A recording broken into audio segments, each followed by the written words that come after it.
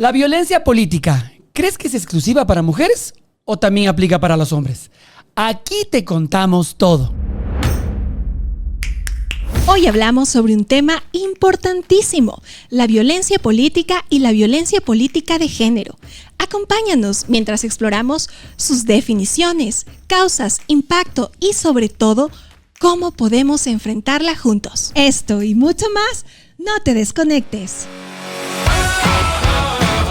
Política nacional, política internacional, el chisme político. Bienvenidos a la nueva forma de hablar de política. Somos los Politólogos EC. Hablemos de política.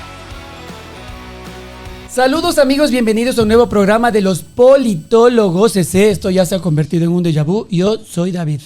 Y yo soy Vanessa Calle y estoy súper feliz de estar una vez más en otro episodio de los Politólogos EC. Hoy topamos un tema trascendental dentro de lo que es la política. No hagan caso a esa moto. La violencia política. Y se implica únicamente algo en contra de las mujeres. O sea, sabemos que la violencia política aborda muchísimas cosas.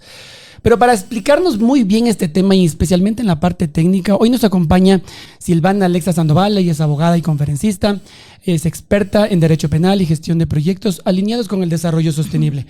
Entonces te doy la más cordial, mi querida Silvana, y te hago la primera pregunta, ¿no? ¿Qué es la violencia política en ley? ¿Cómo se expresa la violencia política?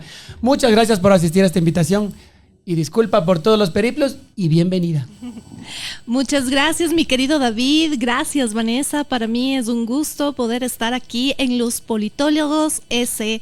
Realmente el poder compartir conocimiento y experiencias creo que nos convierte en una sociedad mejor y qué bueno que existan este tipo de espacios porque la sociedad tiene que estar absolutamente bien informada. Exactamente. Contestando a tu pregunta, debo decir que todas las formas de violencia, ¿sí?, son situaciones que pueden llegar a vulnerar los derechos humanos.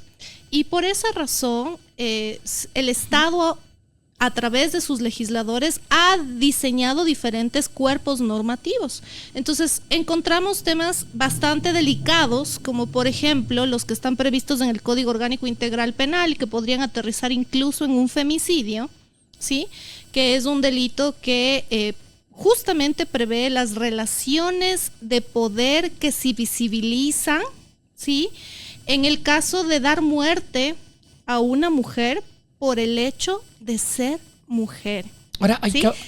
Y luego de eso, identificar que este tipo de delitos, por ejemplo, involucran un análisis muy profundo de lo que significa la estructura del ciclo de violencia, es decir, cómo inició esa presión psicológica que puede haber afectado la psiquis o la salud emocional de una mujer, para luego ir en escalada hacia probablemente las agresiones físicas, un contexto integral de hostigamiento, chantaje, humillación, etcétera, varios verbos rectores que empiezan muchas veces con violencia psicológica y penosamente en algunos escenarios terminan en lo que es un femicidio. Y es importante empezar con esta explicación sobre el derecho penal porque resulta que este es el estatus más alto de la sanción de la ley frente a todo lo que significa el contexto de violencia.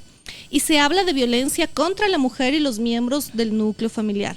Sin embargo, yo tomo este tema puntual porque es importante contextualizar lo grave que puede llegar a ser una acción o una omisión de un ente o de una persona cuando se está tratando de comunicar, de gestionar, de accionar. Y pues todas estas situaciones pueden determinar una vulneración en esos derechos humanos. Silvana, ahora, perdóname que te interrumpa. Disculpa. Me encanta, en serio me encanta que abordes el tema de la violencia de manera estructural. Porque justamente esta explicación que tú nos das, podríamos decir que la violencia política de género es producto de esta mirada estructural de relaciones de poder que tú nos acabas tan perfectamente de explicar. ¿Ya? Te pregunto justamente esto. La diferencia radicaría, me parece a mí, en que este tipo de violencia, la que tú acabas de mencionar, el femicidio, ¿no? Que está tipificado, es un delito, etcétera, es visible. Pero lo que pasa con este otro tipo de violencias, como la violencia política de género, es que es imperceptible porque estamos en un espacio donde simbólicamente nos hemos acostumbrado a desenvolvernos en estas relaciones jerárquicas entre hombres y mujeres. Por supuesto. Y mira, y tú desde tu espacio de trabajo que eres abogada, cuéntanos, o sea, ¿qué tan determinante y problemático puede ser la violencia política de género en el contexto social? Pese a que no hay un ojo morado, pese a que no hay una muerte. Que es más simbólico. Ya, sino que esto que es más simbólico, que está ahí como a manera de ideas, pero que tiene una repercusión social. Y no deja de ser violencia, claro. Es que es importante que la gente comprenda cuál es la escalada de la violencia. Y empecé por el femicidio porque muchas veces cuando vemos el noticiario no nos damos cuenta de que sí, es una muerte y penosamente ya sucedió. Y ya encontramos una mujer o una persona que está sin vida. Uh-huh.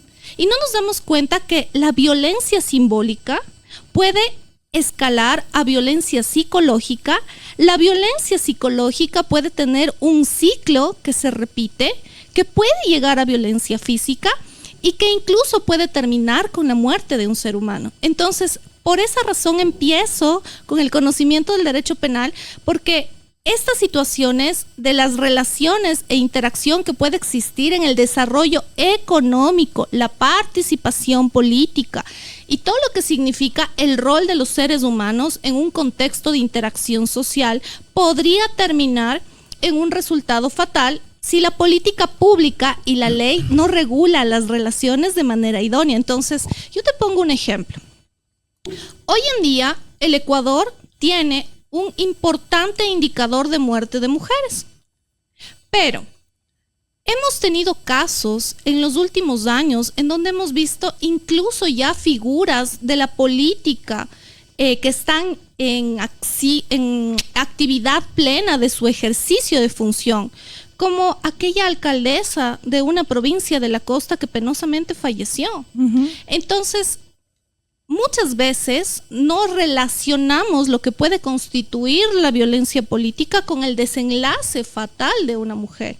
Y estamos en un tiempo a nivel latinoamericano en donde ese tipo de hechos, por intervención propia de los agentes que están siendo parte de la política o externos a través de gestiones de la utilización de delincuencia organizada, pueden llegar a este extremo. Gracias a Dios en el Ecuador no hay muchos casos, pero es una probabilidad que tenemos que frenar. Y el Código de la Democracia justamente lo que ha hecho es establecer como infracción muy grave, claro, al hecho de hacer un ejercicio de violencia política, ¿sí? Por cuestiones de género. Uh-huh. Y cuando hablamos de género estamos amplificando a que no necesariamente tiene que ser por el hecho de ser mujer, como en el caso del femicidio, pero sí sobre la autodeterminación que tenga ese ser humano que interactúa contigo. En el año 2022, por ejemplo, existió el caso de un alcalde de Paltas, del cantón Paltas. Si no fue un caso sonado, ajá. Y que fue bastante sonado justamente porque la forma de ejercer violencia en ese caso en concreto sucedió porque él cada vez que tenía que hacer un encargo de su alcaldía, no lo hacía a quien le correspondía suceder, que era su vicealcaldesa. Claro. Lo hacía a través de una elección en otros concejales. Entonces, esto es una manera simbólica de no permitirte hacer ejercicio de tu derecho democrático a la participación. Ahí, por ejemplo, tenemos nosotros como Estado ecuatoriano importantes instrumentos internacionales que nos ayudan a velar por esos derechos. Pero esas prácticas se mantienen, porque mira tú, a nivel de gobierno ocurre lo mismo. Se busca cualquier medio, cualquier instrumento legal para que la vicepresidenta no ejerza su función de vicepresidenta. Claro, que es uno de los casos más... Porque cuando tú lees justamente lo que tú nos planteas, el artículo 280, en el caso del Código de la Democracia, ahí te van mencionando, no te intimidan, te estereotipan, etcétera, y tampoco te dejan ejercer tu cargo para el que fuiste elegida. Bueno, mira, Yo creo que aquí hay que ser, por lo menos yo lo soy, no soy partidista, trato de ser lo más técnica. Y desde el punto de vista técnico, creo que el estándar internacional de protección de derechos humanos nos permite visibilizar una Declaración Universal de Derechos Humanos, un pacto de San José, en donde su artículo 11, por ejemplo, se habla del derecho de los seres humanos a participar en la vida democrática del país y en el hecho de desarrollar política pública. Que no necesariamente esta política pública sea conforme a la autoridad que se encuentre de turno o por supuesto, a el gusto de toda o el 100% de la población, pero es el derecho de ejercer un rol, ¿no es cierto? Así es. Entonces, esto está dado incluso a nivel constitucional por un artículo 82 que nos dice la seguridad jurídica. Todo lo que está previsto de manera taxativa en la ley debe cumplirse al tenor de lo que el legislador ha previsto, y el único que puede hacer una interpretación más allá se llama Corte Constitucional. Ese es el único órgano que puede hacer una interpretación sobre lo que dice la Constitución y la norma inferior, que es la ley. Entonces, si tú me preguntas quién debe determinar un estándar de actuación sobre el tema de si existe o no existe violencia ¿cómo de género, ejercer la vicepresidencia en escenarios como los que se van a presentar el 2025 con elecciones? Debería ser la Corte Constitucional por estándar de supremacía y por el efecto de comprensión constitucional y de aplicación de la ley, efecto erga omnes, que se llama entre los abogados, los y eso me parece lo adecuado, porque pero es que respetar la a nivel de institucionalidad. ciudadanía significa el único que puede interpretar la Constitución para la protección de los derechos de la mayoría ciudadana. Ahora, el Código de la Democracia, vemos hoy en día que se han presentado, por ejemplo, en el caso en concreto de la señora Abad, tanto ella como Diana Jacome, representante también, ¿no? del gobierno, y otras figuras representativas del actual ejecutivo. Y pues ambos están en su derecho de presentar sus acciones, porque a ambos se les contempla un derecho. Así es. Pero será la prueba, el acervo probatorio que analice el Tribunal Contencioso Electoral, el que le lleve al juez a una certeza para definir cuál de las dos posturas llevará a la infracción, que puede terminar en la destitución de un cargo, más el pago de una multa que puede llegar a sobrepasar los 21 remuneraciones básicas unificadas. ¿Ya? Estamos hablando de una cantidad bastante importante. Y lo más grave, la pérdida de los derechos políticos. Entonces, en la cancha o el ring de box de lo que sería un Tribunal Contencioso Electoral, lo que vamos a ver en realidad es dos posturas que tienen que justificar con prueba documental, con prueba testimonial y con todo lo que justifique que en realidad existe esa infracción tan grave. Entonces, ahora, vamos Silvana, a ver cómo se pone ese escenario con los jueces, ¿no? Ahora, Silvana, ya mi pregunta. Yo voy a ser ahorita abogado, no del diablo, abogado de los hombres. ¿Por qué cuando se habla de violencia política se le encausa mucho más como que es una violencia contra la mujer? O sea, no puede existir una violencia política también hacia el hombre. Y yo te digo un dato, ¿no? Recientemente, en febrero de este año, específicamente, el Observatorio Ciudadano de Violencia Política remite un documento que me parece un estudio bastante sesudo, ¿no? Respecto del tema, donde hacen un estudio de todo lo que han sido los procesos de violencia política, específicamente en la campaña para las elecciones anticipadas del 2023. Y ahí plantea 3 escenarios bastante importantes, ¿no? Uno lo especifica como la violencia política de género, que es, como te decía, no solo está encasillada únicamente contra la mujer, contra los principios de igualdad y no discriminación, es el segundo, y agresiones contra la integridad y la vida. En este sentido, y los datos que aborda este estudio, que me parece buenísimo, por eso lo cito, ¿no? Que es del Observatorio Ciudadano contra la Violencia Política, menciona como datos 92 agresiones en los 2 últimos periodos electorales, 31 solo en las últimas elecciones anticipadas, que incluye 13 asesinatos, y de los cuales el más sonado, digamos, algo que conmocionó a toda la política ecuatoriana antes y ahora es el asesinato de Fernando Villavicencio. Hombre.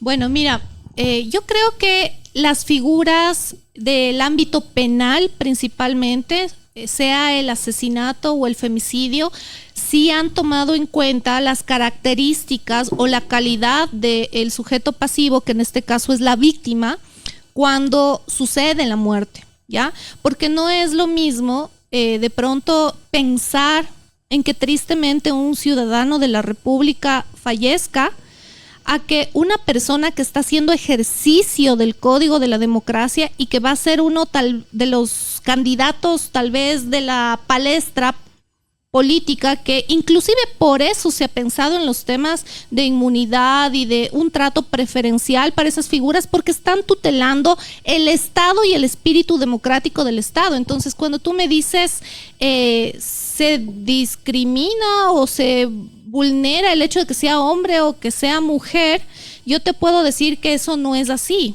Tal vez vemos que existe más visibilidad de casos de violencia en mujeres, pero ambos, hombre y mujer, tienen derechos que pueden ser tutelados. Les pongo un ejemplo. La Corte Interamericana de Derechos Humanos, que tanto ha velado por la libertad de expresión, nos dice en sus pronunciamientos que el límite de la libertad de expresión es el respeto a la dignidad y a la honra humana. Entonces, ¿qué es lo que pasa? Que muchas veces no somos como que tan profundos en analizar que este es un derecho que está para hombres y para mujeres. Entonces, si hablamos de violencia política en hombres, también podría darse el escenario de que se configure una contravención que está sancionada con prisión en el artículo 396, numeral 1 del Código Orgánico Integral Penal, y que incluso prevé días sin libertad al infractor. O podría darse el escenario de que sea un tema que el Código de la Democracia también lo tutele como una violencia política. ¿Qué tal si es la mujer la que está en el cargo de alcalde, prefecto, exacto, presidente, el cargo que tú desees, y que someta a un control, a una manipulación, a un hostigamiento, a una violencia psicológica, etcétera, que puede haber como varias infracciones del ámbito penal o del ámbito de la protección de la tutela a la honra y el buen nombre, pero que configuran, más allá de tener un espíritu propio, como el caso de los delitos, una sanción electoral. Entonces, si tú me dices, ¿está encaminada solo para mujeres? No necesariamente. Han sido casos más visibles los de mujeres. ¿Por qué? Por lo que les dije al comienzo. El indicador en muerte de mujeres es preocupante. Claro, ¿ya? Cada día, y 6 de cada 10 mujeres son violentadas aquí en el Ecuador. Exactamente, entonces por eso es que el caso de una mujer toma una mayor connotación, porque se ha visto que podría llegar por una acción de terceros, como pasó en el caso de Fernando Villavicencio, que fueron terceros los que terminaron con ese ejercicio democrático a que él pueda participar en elecciones. Porque la calidad de la democracia en esa figura recae en unos hombros de un ser humano que está tratando de hacer un ejercicio y que debe ser tutelado con el máximo estándar. Entonces, seas hombre o seas mujer, tienes derecho a que se tutele tu dignidad humana, tu derecho a la participación democrática, tu derecho a incidir en la política pública, y que en este caso exista un desarrollo normativo que permita esas sanciones en lo administrativo, en lo civil y en lo penal. Silvana, aterrizando ya en la política nacional un poquito más, ¿cuál es tu lectura de que solo haya 2 candidatas para presidenta y nada más? Bueno, ¿Culpa de quién es? No. O sea, más allá de que haya culpa o no, tu lectura, o sea, ¿a qué obedece? A mí me encanta porque Silvana nos está dando la respuesta con argumentos. Entonces, ¿a qué crees tú que obedece a que todavía en el país donde ya se habla de cuotas de paridad, ¿no es cierto? Donde justamente ya no solo los cargos pluri necesitan que haya 50-50, sino también el tema de un cargo tan importante de toma de decisiones como la presidencia, todavía sigue siendo un espacio de poder androcéntrico, o sea, un espacio donde solo hay una mayoría de hombres. Y, o sea, y no nos estamos, no nos estamos inventando, o sea, claro, ahí están sí. las candidaturas, dos mujeres. Y permíteme antes de, y agrego mismo, que 2 mujeres vicepresidentas. O sea, que todos, yo ideológicamente no comparto ni con Diana Pasley ni con Cristina Reyes, pero tienen la capacidad, más allá de capacidad, la trayectoria política que tranquilamente podrían ellas estar ocupando la candidatura a presidenta, ¿no? Pero no pasa, o sea, ¿cuál es tu lectura? ¿A qué obedece esto en el espacio político ecuatoriano? Bueno, yo realmente creo que Latinoamérica en general ha tenido un despertar en sus desarrollos normativos y en su gestión de toma de decisiones, porque contrario a lo que sucedía 10 o 15 años atrás, en donde veías una representación al 100% de hombres, hoy en día el Ecuador puntualmente ha desarrollado en el Código de la Democracia, en la Ley de Fortalecimiento de la Economía Violeta, en la Ley para erradicar todas las formas de violencia contra la mujer y miembros del núcleo familiar, en el Código Orgánico Integral Penal, instrumentos que permiten no solo la tutela de los derechos humanos y de la dignidad y la integridad humana, sino que además se permite la participación ciudadana desde el ámbito civil o desde la esfera de la política pública. Y cuando hablamos de la esfera de la política pública, por ejemplo, instituciones internacionales como la OCDE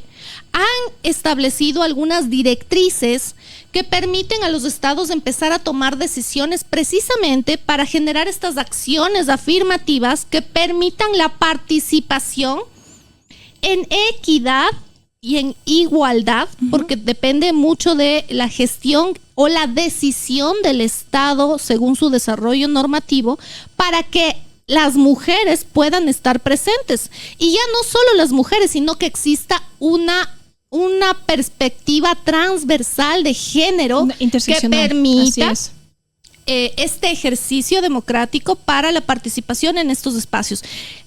Cuando tú me dices cuál es tu opinión, te puedo decir que yo me siento muy contenta de que el Código de la Democracia y las decisiones del Tribunal Contencioso Electoral hayan podido en los últimos años, sobre todo en las elecciones anteriores, de este corto año que tenemos presidenciable, ya obligar a que exista una cuota del 50 y 50%. Hombre y mujer, así es. Pero tenemos que ir un paso más allá.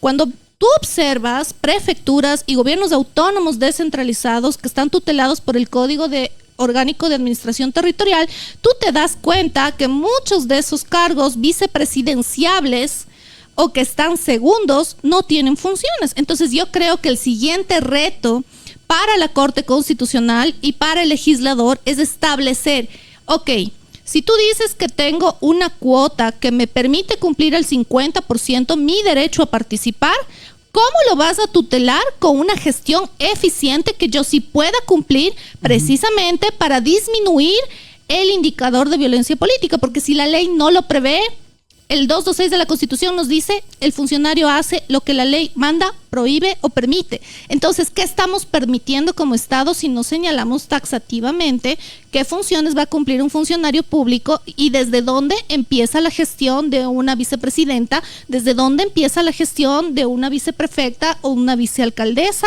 si es que es hombre o si es que es mujer, pero que esté diseñado? Ahora, mi pregunta es, tú sabes que cuando se habla de violencia política mucho se involucra, y eso también quería preguntarte, ¿no? O sea, ¿qué actores involucra la violencia política? Porque tú sabes que cuando hay procesos electorales, si nosotros, digamos, nos fijamos lo que sale en medios, redes sociales específicamente, ¿no? Tú sabes que la violencia política no se da o sea, se puede dar y se ha dado, digamos, en cierta medida entre candidatos, ¿no? Entre actores políticos. Pero ¿cuándo o qué tanta injerencia también tiene la ciudadanía?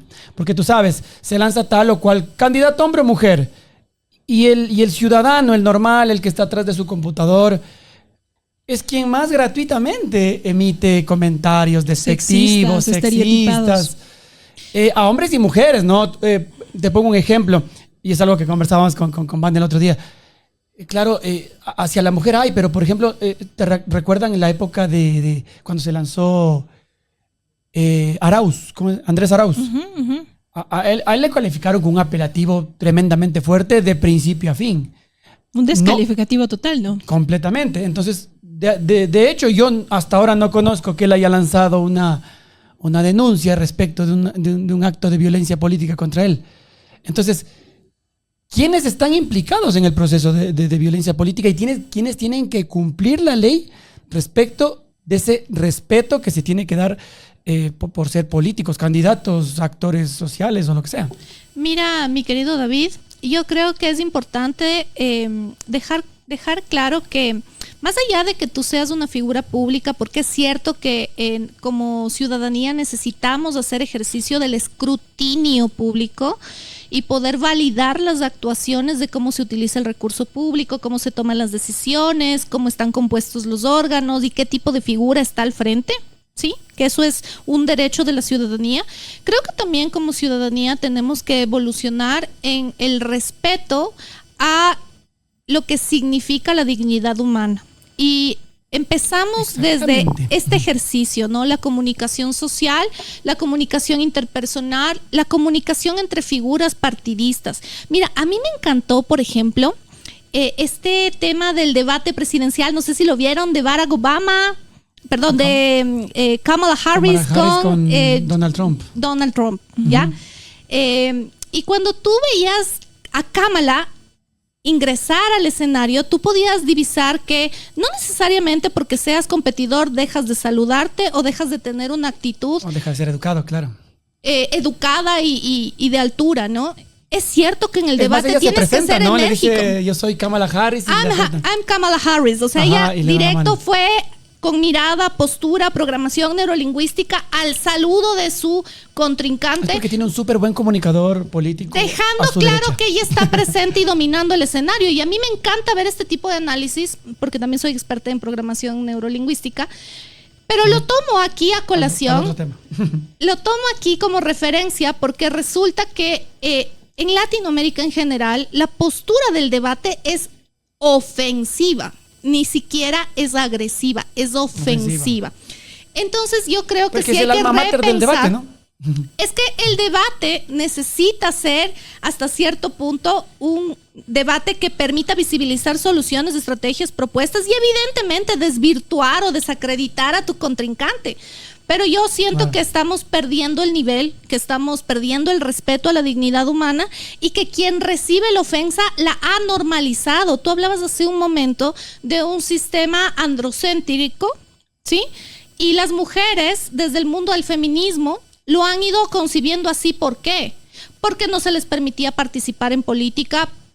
Si hablamos de claro, es la era responder antigua, violencia con violencia. A ejercer el derecho al voto, pero estamos demasiado reactivos. Entonces, a lo que yo voy puntualmente es que sí necesitamos elevar el debate, elevar el nivel de propuesta y empezar a trabajar en un estándar que nos permita a las figuras de la política pública y a la ciudadanía comprender que esa persona lo que está tutelando es la democracia y que si bien tiene que ser controlada por la veeduría, la participación ciudadana, no es menos cierto que hay figuras que pueden resultar polémicas o que están haciendo una gestión, pero que se merecen respeto. Yo veía en algún momento, por ejemplo, el caso de la fiscal general del Estado.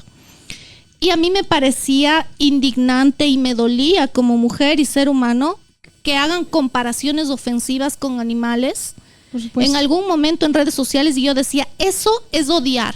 Y pasa en todos los sectores. Puede pasar también con figuras de la política del otro lado. Hay casos perturbadores, ¿no? No sé si la recuerdas. misma vicepresidenta actual ha tenido ofensas importantes en su contra, y creo que hay cosas que ya el respeto, y como lo dije hace un momento, la propia Corte Interamericana ha dicho que la dignidad y la honra humana es el límite de la comunicación y de lo que se puede ejercer como descrédito. Silvana, yo coincido contigo. Creería yo que no necesariamente, si bien es importante los instrumentos legales, también es necesario esta parte educativa, ¿no? Esta mirada de la dignidad humana, del respeto, de aceptar las diferencias, resignificar el tema del conflicto, ¿no? Exacto. Por un lado. Ahora, yo voy a hacer de papel de abogado del diablo, ¿no? Y en mi postura de mujer te voy a preguntar, ¿qué pasa? Yo coincido contigo que es necesario que exista la tipificación, o sea, así en sus palabras concretas, para que no sea un tema de lo que a mí me parece, una suerte de lo que a mí me resulta antojadizo en ese momento, tipificar qué es violencia o no contra la mujer. Estoy de acuerdo.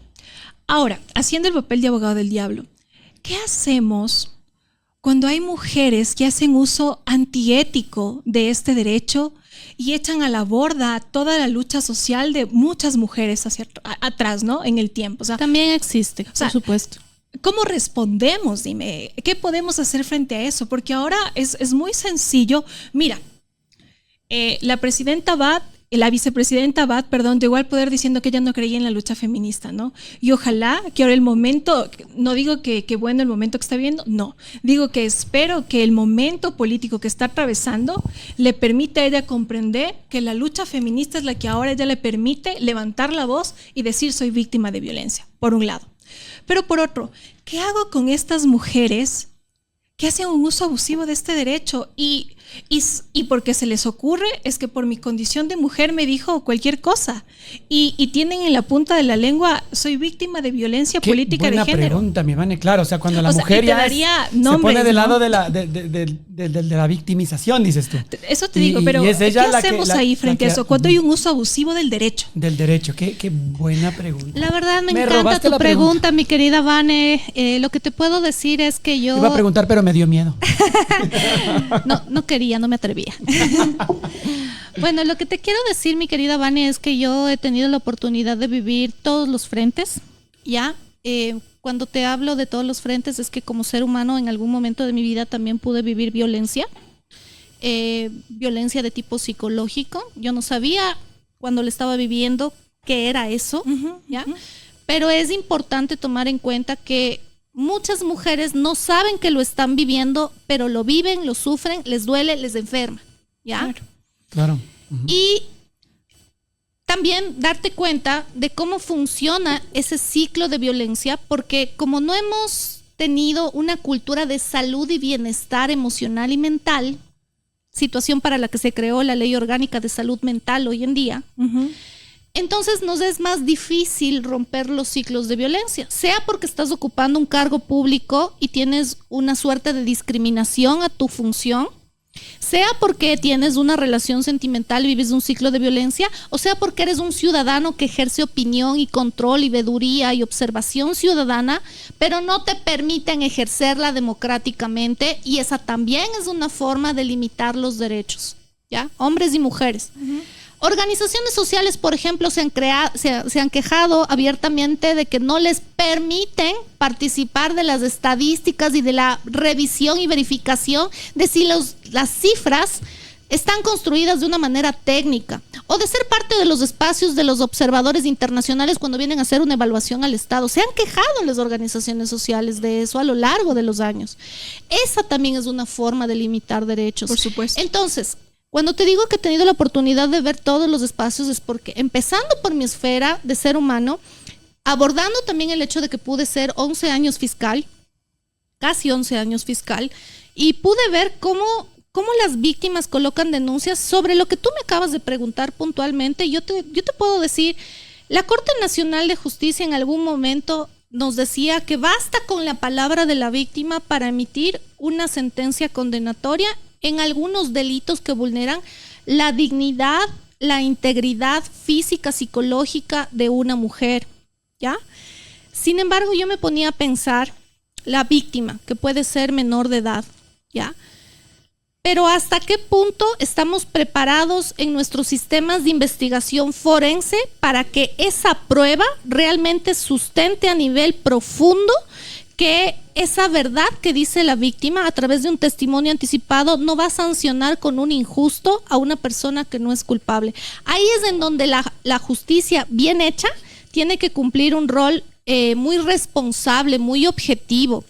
Y no porque te gusta el feminismo, y no porque de pronto te identificas porque eres mujer, y no porque hayas vivido violencia antes, tomar una decisión sin ver bien lo que significa la prueba. Claro, y por eso eso se supone que son instituciones técnicas. Y pasa, pero aunque no lo creas, sean hombres o sean mujeres, tienen que desapegarse de sus aprendizajes y vivencias personales para ser objetivos, porque a veces también hay dos fenómenos. O tienes una persona completamente fría a los derechos humanos de una mujer o de una víctima de violencia, o tienes una persona totalmente sesgada y extremista para sancionar a quien ejerció la violencia sin verificar su presunción de inocencia. Entonces, esta parte nos debe hacer ciudadanos más responsables, investigadores más técnicos y como sociedad como que más empáticos y más honorables en buscar la verdad antes de llegar a una situación tan drástica como puede ser una sanción grave. Okay. Silvana. Al micrófono, por favor.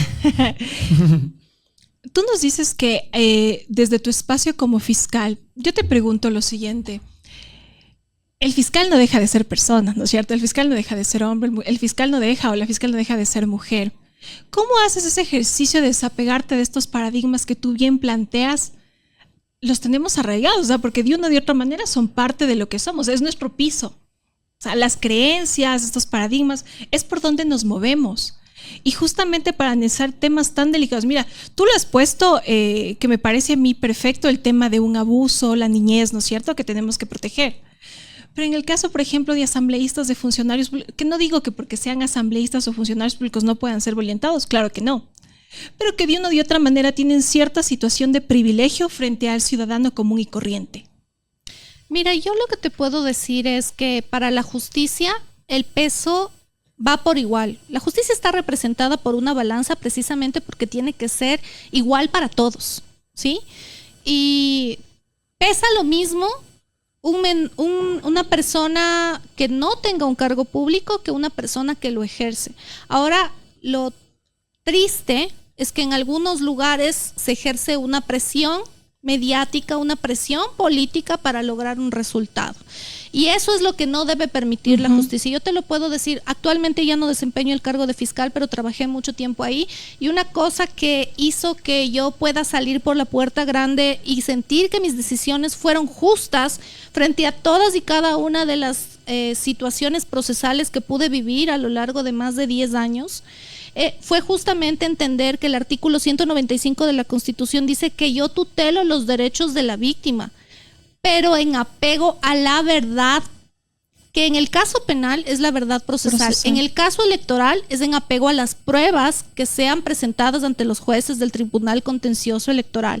Y en esencia, el juez, en cualquiera de los roles, el penal, el civil, el administrativo, tiene que decidir en función de prueba técnica. Entonces, cuando tú me dices cómo me desapego de mis emocionalidades, cuando de pronto yo en algún momento pude haber sido, no me gusta decir que fui víctima, pero ¿por qué no me gusta decirlo? Porque yo soy un ser humano que considero que resignificar y comprender que nos hace falta a los seres humanos salud emocional hace que cometamos errores. Pero el término técnico en la ley está descrito como víctima, ¿ya? Entonces, que yo viví en algún momento un episodio de mi vida que me llevó a resignificar, pero que también fui funcionaria pública y desapegarme de ese aprendizaje para tomar una decisión por la verdad. Entonces, la misión de la justicia no es una sanción. La misión de la justicia es la búsqueda de la verdad. Y es ahí, en ese punto, en donde la política criminal del país va a hacer la diferencia. Porque entonces, por ejemplo, te hablo de los casos de Policía Nacional. La Policía Nacional es evaluada por algo que se llama gobiernos por resultados o GPRs. Les evalúan por número de detenidos. Entonces yo me pregunto, ¿Es en serio? ¿ya? Les evalúan por número de detenidos. Entonces, si les evaluaran por número de sentenciados, la calidad de trabajo que hay detrás de cada detenido por supuesto, va a ser diferente. de mayor calidad, porque así es. tú estás viendo ya no lo cuantitativo, sino lo cualitativo. Pasa lo mismo en todas las esferas de los derechos complementarios, como el caso de la violencia política. No existirán abusos de quienes denuncien violencia política o pongan acciones en el Tribunal Contencioso Electoral, así como no habrá abuso del derecho por parte de profesionales si saben que para el tutelaje va a haber calificación de malicia y temeridad, va a haber una responsabilidad civil ulterior. Entonces te lo vas a pensar antes de proponer una acción que no puedes justificar. Sostener, sí, así es. Y sostener y probar. Ahora, Silvana, ahora una consulta. Bueno, en honor al tiempo, es un tema que, bueno, como todos nos lleva a más y más Yo estoy preguntas. súper contenta, Silvana, porque realmente tus respuestas Exacto. son técnicas y realmente nos dan luz, Nos dan un panorama. respecto a que el país cuenta con los instrumentos legales necesarios. Pero para... no los conocemos y Pero no los justamente ejercemos. eso, Exacto. pero Yo te iba a justamente decir eso algo. iba- a Una ver. cosa que le falta a todos los GATS y a todos los niveles de gestión de la política pública es conocer más sobre cómo proteger esos derechos. Mira que creo que el Ministerio de Trabajo lanzó una necesidad de que todos tengan un plan de igualdad para proteger derechos en temas de género, un plan de igualdad salarial, un plan de igualdad de género. Es decir, tenemos una serie de cosas que no conocemos cómo aplicar. ¿Pero por qué no conocemos? Porque no se ha preocupado la política pública en general por la prevención. Entonces la invitación en este espacio es, hay que prevenir. Hay que Ahora, educarnos, exacto, En honor educarnos. al tiempo, Silvana, como dice Vanessa, qué gran aporte y qué gran contexto nos has dado, ¿no? Respecto de esto. Pero, y ya para finalizar, ¿qué responsabilidad tiene la ciudadanía? Como te decía hace un momento, a veces es muy irresponsable la persona o las personas, hombres y mujeres sin distinción, que se paran detrás de computadores y empiezan a darle eso que tú decías, odio, ¿no? Es una descarga de odio a veces en redes sociales y tú sabes, no solo respecto a la política, porque la política cuando está de moda le dan, pero especialmente en época de elecciones, ¿no? Es muchas veces hay víctimas, pero también hay victimarios. ¿Cuál crees tú que debería ser la responsabilidad de la ciudadanía, o sea, de nosotros como personas, los ciudadanos del día a día, para no incurrir nosotros mismos en procesos de violencia política contra candidatos, candidatas? Había también un bullying bastante fuerte hacia los jóvenes, por ejemplo, hombres y mujeres, la inexperiencia. ¿Qué nos corresponde a nosotros como ciudadanía? Yo te digo que los ciudadanos debemos tener acceso a mayor información sobre cómo proteger derechos y respetar derechos, ¿sí? Esto que Estar acabamos de hablar, informados, eso es. mira, la construcción de estos espacios como politólogos de C ya es una manera de hacer una diferencia en lo que es la democracia ciudadana responsable. Así ¿ya? es. ¿Ya? Exactamente. Entonces, eso yo lo felicito, porque tiene que haber más de esto. Pero también hay una corresponsabilidad de nuestras figuras de la política pública. Yo te digo, a mí me dio mucha pena en algún momento en el Consejo de Participación Ciudadana, yo le veía a un señor Guarderas que a otra de sus compañeras le decía en público que no es capaz, que es una incapaz, que es estúpida. Entonces yo decía, ¿cómo podemos ejercer un cargo público si no sabemos respetar los derechos de otras personas, si no sabemos que el momento de expresarnos, por más que no tengamos una afinidad político-partidista, estamos tan dispuestos a ofender en nombre de un cargo o de una posición?